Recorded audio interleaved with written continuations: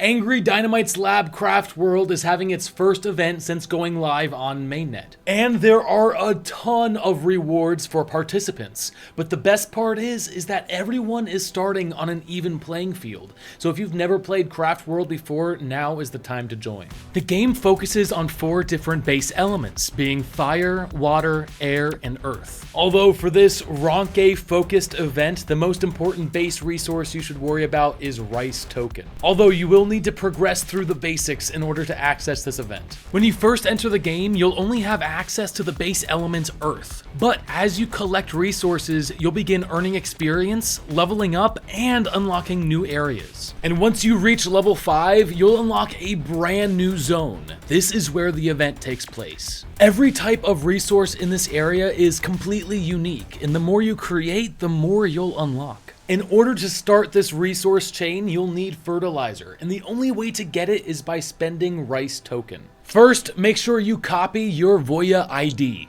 Then head to your Ronin wallet and transfer your Rice tokens to your Voya ID. Keep in mind that once sent, these tokens cannot be returned. With your Rice tokens sent, you can buy fertilizer and begin progressing through the Ronke resource chain. Your goal is to collect enough resources to contribute to group-based projects, with the biggest contributors receiving the biggest prizes. The process is simple and will be competitive, but there is a way you can get a slight edge. By owning Ronke, Canstar, or Moki NFTs, you can boost your workforce, increasing your efficiency and resource output. So if you already own any of these, then you've got every reason to start your grind now. To get started, head to angrydynamiteslab.com, and I will see you in the next one.